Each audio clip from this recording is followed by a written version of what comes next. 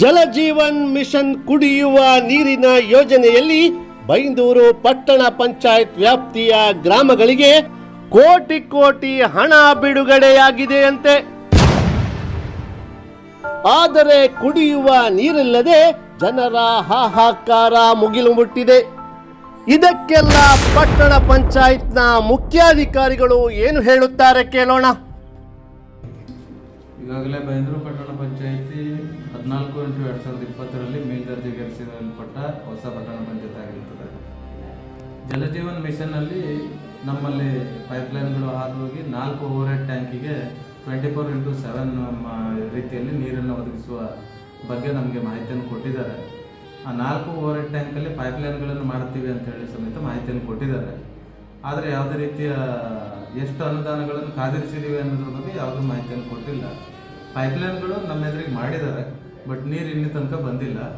ಈಗಾಗಲೇ ಬೈಂದೂರಿನಲ್ಲಿ ಬರಗಾಲ ಪರಿಸ್ಥಿತಿ ಉಂಟಾಗಿರೋದ್ರಿಂದ ನಾವು JJM ನೀರಿಗೋಸ್ಕರ ಕಾಯ್ತಾ ಇದ್ದೇವೆ. ಆದಷ್ಟು ಬೇಗ ಅವ್ರು ನೀರು ನಮಗೆ ಒದಗಿಸಿಕೊಟ್ರೆ ನಮ್ಮ ಈ ಭಾಗದ ಸಾರ್ವಜನಿಕರಿಗೆ ಅನುಕೂಲ ಆಗ್ತದೆ ಅನ್ನುವಂಥ ಆಶಯವನ್ನು ಈ ಸಂದರ್ಭದಲ್ಲಿ ವ್ಯಕ್ತಪಡಿಸ್ತೀವಿ.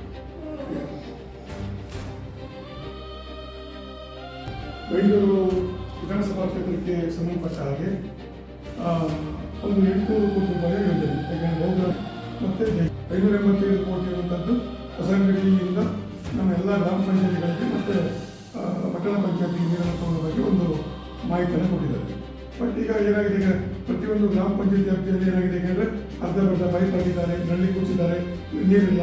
ಇಡೀ ವಿಧಾನಸಭಾ ಕ್ಷೇತ್ರದಲ್ಲಿ 800 ಕೋಟಿ ಖರ್ಚು ಮಾಡಿ ಒಂದೇ ಒಂದು ಟ್ಯಾಪಲ್ಲಿ ನೀರು ಬರ್ತಾ ಇದೆ. ಇದು ನಾನು ಹೇಳ್ತಕ್ಕಂಥದ್ದು ನರೇಂದ್ರ ಮೋದಿಯವರು ಕನಸಿನ ಯೋಜನೆ. ಪ್ರತಿ ಮನೆಗೂ ನೀರನ್ನು ಕೊಡಬೇಕಾಗ್ತದೆ. ಆ ರೀತಿಯಲ್ಲಿ ನಮ್ಮ ಲೋಕಸಭಾ ಸದಸ್ಯರಾಗಿರ್ತಕ್ಕಂಥ ರಾಘವೇಂದ್ರ ಬಗ್ಗೆ ಮನೆಗೆ ನೀರು ಕೊಡಬೇಕಂತ ಹೇಳಿ ಅವರ ದೊಡ್ಡ ಒಂದು ಪ್ರಯತ್ನ, ಒಂದು ಹಣವನ್ನು ಪಂಚಾಯತಿ ಮಾಡಿಸಿಕೊಂಡಿದ್ದಾರೆ. ಆದರೆ ಇವತ್ತಿನವರೆಗೂ ಸಹ ನಮಗೆ ಬೈಂದೂರು ವಿಧಾನಸಭಾ ಕ್ಷೇತ್ರದಲ್ಲಿ ಇವತ್ತು ಅಧಿಕಾರಿಗಳ ಲೆವೆಲ್ಗೆ ಏನಿವತ್ತು ವಾಟರ್ ಸಪ್ಲೈ ಇದೆ, JJM ಇದೆ, ಆ ಕಂಟ್ರಾಕ್ಟರು ಪೈಪ್ ಹಾಕಿದ್ದಾರೆ ಬಿಟ್ಟರೆ ಎಲ್ಲರೂ ಸಹ ನೀರು ಕೊಡುವಂಥ ಕೆಲಸಗಳನ್ನು ಮಾಡಿಲ್ಲ. ಅದರಿಂದ ಇದು ದೊಡ್ಡ ರೀತಿಯ ಸಮಸ್ಯೆ. ಯಾಕೆಂದರೆ ಆ ಗ್ರಾಮ ಪಂಚಾಯತ್ ವ್ಯಾಪ್ತಿಯಲ್ಲಿ ಬೇರೆ ಕಡೆಯಲ್ಲಿ ಮಾಡಿರ್ತಕ್ಕಂಥ ಏನಿವತ್ತು ಕಾಮಗಾರಿ ಇದೆ ಭ್ರಷ್ಟಾಚಾರದಲ್ಲಿ ಕೊಂಡಿದ್ದಾರೆ. ಅದರಿಂದ ಈ ಸಮಯದಲ್ಲಿ ಮಾಡಿರ್ತಕ್ಕಂಥ ಇದು ಪಕ್ಷಾತೀತವಾಗಿ ಇದು ಯಾವುದೇ ವ್ಯಕ್ತಿ ವಿರುದ್ಧ ಅಲ್ಲ, ಇದರಲ್ಲಿ ರಾಜಕಾರಣ ಇಲ್ಲ. ನಮ್ಮೆಲ್ಲ ಇಚ್ಛೆಯೇನೆಂದರೆ ಕುಡಿಯೋಕ್ಕೆ ನೀರು ಕುಡಿಯುತ್ತಾರೆ. ಯಾಕೆ 800 ಕೋಟಿ ಖರ್ಚು ಮಾಡಿ ಒಂದೇ ಒಂದು ಚೂರು ಇವತ್ತು ಆ ನಳ್ಳಿಯಲ್ಲಿ ನೀರು ಬರೋದು ಹೇಳಿದ್ರೆ ಆ 800 ಕೋಟಿ ಖರ್ಚು ಮಾಡಿ ಏನು ಬೇಕಿದೆ? ಜನರಿಗೆ 24/7 ನೀರನ್ನ ಒದಗಿಸುವ ಭರವಸೆಯನ್ನ, ಮಾಹಿತಿಯನ್ನ ಮುಖ್ಯಾಧಿಕಾರಿಗಳಿಗೆ ಕೊಟ್ಟಿದ್ದಾರಂತೆ. ಹಾಗೆ ಪೈಪ್ಲೈನ್ನ ಕಾಮಗಾರಿ ಕೂಡ ನಡೆದಿದೆ.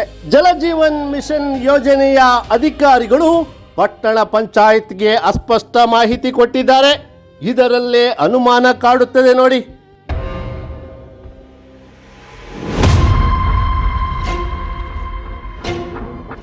ಬೈಂದೂರು ಕ್ಷೇತ್ರದ ವಿವಿಧ ಗ್ರಾಮ ಪಂಚಾಯತ್ಗಳಿಗೆ ಪ್ರತಿ ಗ್ರಾಮ ಪಂಚಾಯತಿಗೆ 5-6 ಕೋಟಿ ಬಂದಿರಬೇಕಾದ್ರೆ ನಮ್ಮ ಪಟ್ಟಣ ಪಂಚಾಯತ್ಗೆ ಎಷ್ಟು ಕೋಟಿ ಬಂದಿರಬಹುದು? ಕಳೆದ 30-35 ವರ್ಷಗಳಿಂದ ಬೈಂದೂರು ಭಾಗದ ಯೋಜನಾ ನಗರ, ತೊಂಡೆಮಕ್ಕಿ, ಎಡ್ತರೆ, ಗರ್ಜಿನಿತ್ಲು, ದುರ್ಮಿ, ವಿದ್ಯಾನಗರ, ಪಡುವರಿ, ಚರ್ಚ್ ರೋಡ್, ರಾಹುತನಕಟ್ಟೆ ಹೀಗೆ ಹಲವು ಪ್ರದೇಶಗಳ ಜನರು ನೀರಿಗಾಗಿ ತೊಂದರೆಯನ್ನ ಅನುಭವಿಸುತ್ತಲೇ ಬಂದಿದ್ದಾರೆ. ಕಳೆದ 3-4 ವರ್ಷಗಳ ಹಿಂದೆ ವರಾಹಿ ನೀರನ್ನ ಜಲಜೀವನ್ ಮಿಷನ್ ಯೋಜನೆಯಡಿಯಲ್ಲಿ ಇಲ್ಲಿಗೆ ಹರಿಸುತ್ತೇವೆ ಎಂದು ಕೋಟಿ ಮಂಜೂರಾಗಿತ್ತಲ್ಲ, ಆ ಹಣ ಎಲ್ಲಿಗೆ ಹೋಯಿತು? ಇದು ಅಮಾಯಕ ಜನರ ಮುಗ್ಧ ಪ್ರಶ್ನೆ. ಕುಡಿಯುವ ನೀರಿಗಾಗಿ ನಿತ್ಯ ಪರಿತಪಿಸುತ್ತಿರುವ ಜನರಿಗೆ ಯಾವ ರೀತಿ ಮೋಸ ಮಾಡಲಾಗಿದೆ ನೋಡಿ.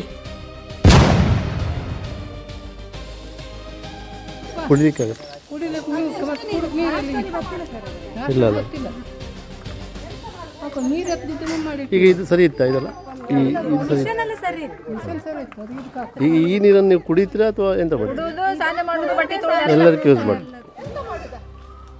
ಕಡಿಮೆ ಆಗ್ತಿಲ್ಲ. ಈ ಅಲ್ಲಿ ಮಿಷನ್ ತೆಗ್ದು ಬಾವಿಗೆ ಹಾಕ್ತಾರಲ್ಲ, ಹಂಗಾಗಿ ಕಡಿಮೆ ಐತಿ.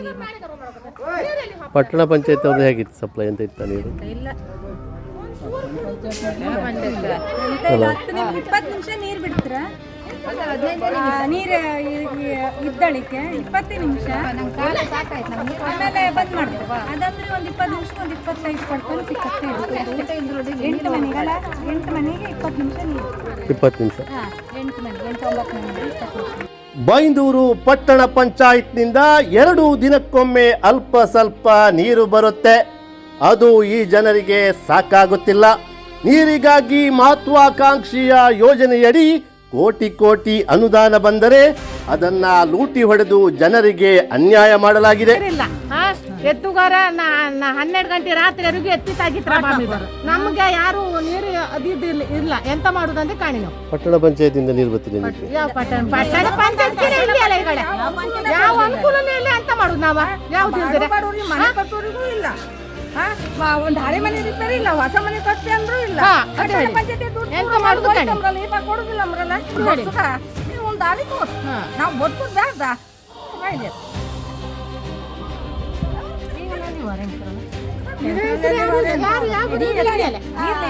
ಅವರು ಟ್ಯಾಂಕರ್ ತಂದು ಕೊಡ್ತಿದ್ರಾ?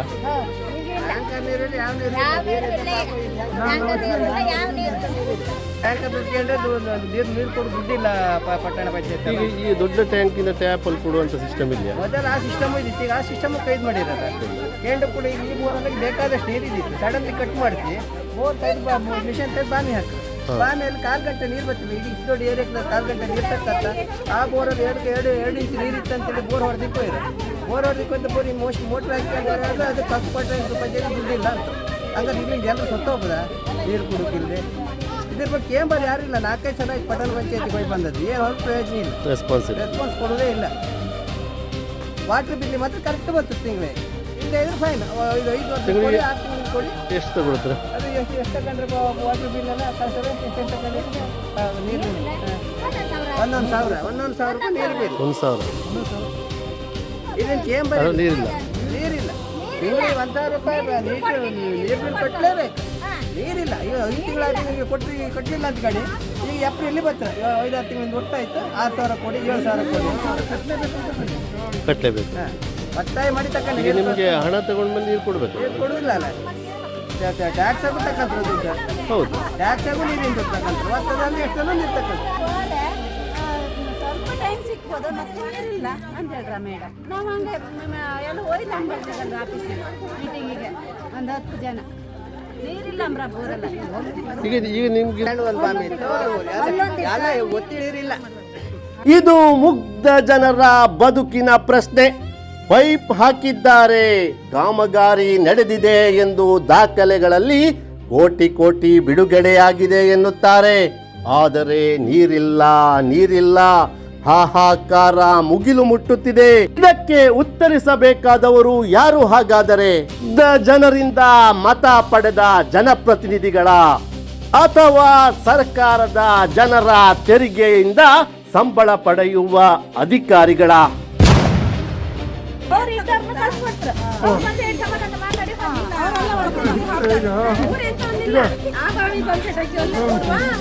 ಈಗ ಇದು ಸುಮಾರು ಸಲದಿಂದ ಇರಲಿಲ್ಲ. ಬೆಳಿಗ್ಗೆ 10 ಗಂಟೆ ನಾನು ಬರ್ತೇವೆ, ಇಂಜಿನಿಯರ್ ಕರ್ಕೊಂಡು ನೀವು ಬನ್ನಿ, ನಾನು ಬರ್ತೇನೆ. ಬೆಳಿಗ್ಗೆ ಇವ್ರದಂತ ನೀರಂತ ಸಿಗಲ್ಲ.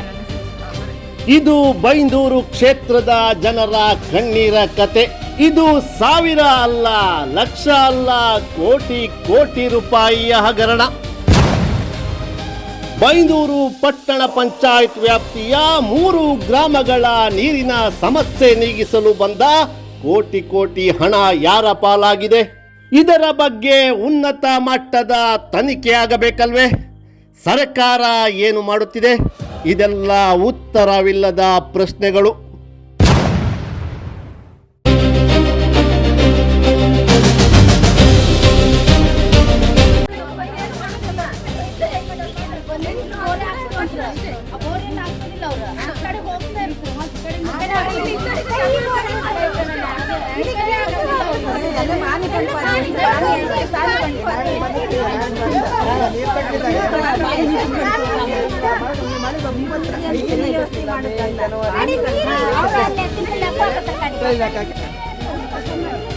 ಅದು ನೀವು ತಗೊಂಡು ಓಡಿ ಕೇಂದ್ರ ಕೊಡಿ ಅದು ನೀವು ಮಾಡುದು ತಪ್ಪ ಪಾಪನಾಗ ದುಡ್ಡು ತಕೊಂಡ ಅಷ್ಟು ನಾವು ಎಂತ ಮನೆ ಕೊಟ್ಟ ನೀರು ಕೊಡ್ಲಿಲ್ಲ ಕೊಟ್ಟಿಲ್ಲ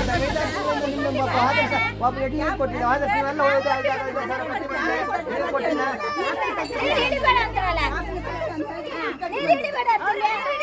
ಹನ್ನೊಂದನೇ ವಾರ್ಡಿನಿಂದ ಬೈಂದೂರು 11ನೇ ವಾರ್ಡ್ ತೊಂಡೆಮಕ್ಕಿ ಗ್ರಾಮದಲ್ಲಿ ತೊಂಡೆಮಕ್ಕಿ ಏರಿಯಾದಲ್ಲಿ ನೀರಿನ ಸಮಸ್ಯೆ ತುಂಬ ಉಂಟು. ಯಾರಿಗೆ ಹೇಳಿದ್ರು ಅದು ಪಟ್ಟಣ ಪಂಚಾಯತ್ ಯಾರಿಗೆ ಇನ್ಫಾರ್ಮ್ ಮಾಡಿದ್ರು ಅದ್ರ ಬಗ್ಗೆ ಕರೆಕ್ಟ್ ಕ್ರಮ ಇದು ಮಾಡೋದಿಲ್ಲ. ಮಾಡ್ತೇನೆ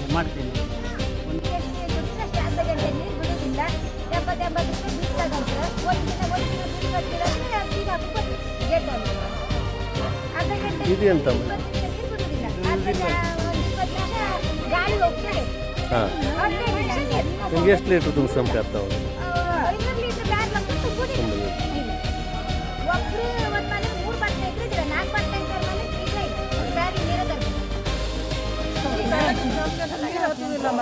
ನಿಮ್ಮ ಮೇಲೆ ಇರೋದಲ್ಲ ನಿಮ್ಮ ನೀರು ಅವ್ರ ಪಂಚಾಯತ್ ಕೊಡ್ತಾರೆ.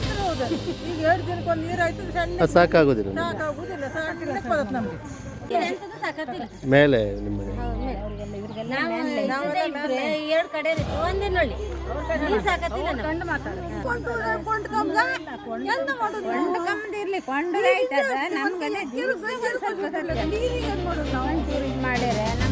ಅತಿ ಅಗತ್ಯ ನೀರು ಬೇಕೇ ಅಲ್ಲ ಅಲ್ಲ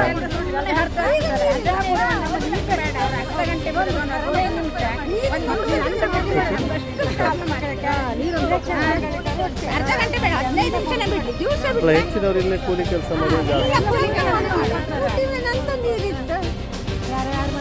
2 ದಿನಕ್ಕೊಂದ್ಸಲ ಕೊಡ್ತಾರೆ. ಅದು ಎಲ್ಲರಿಗೂ ಕೊಡಬೇಕು ಸಾಕಾಗ್ತದೆ. ತುಂಬ ಹೊತ್ತು ಕೊಡೋದಿಲ್ಲ ಅವ್ರು ಎಲ್ಲರಿಗೂ ಕೊಡ್ಬೇಕು. ಒಂದು ಇಂಥ ದುಡ್ಡು ಬರ್ತೊಂದು ಸ್ವಾಮಿ ದುಡ್ಡು ಕಟ್ಟಲೇ ನಮಗೆ ಸಾಕಾಗೋದಿಲ್ಲ. ನಾವು ನೀರು ಬೇರೆ ಬದಿಯಿಂದ ನೀರು ತಗೊಳ್ತಾ ಇರ್ತದೆ ಹೇಳಿದಾಗಾರೆ ಇಲ್ಲ ನಮ್ಗೆ ನೀರಷ್ಟೇ ಬಿಡೋದು ಮತ್ತು ಕರೆಂಟ್ ಇಲ್ಲ ಅದು ಇದೆ ಅಂತ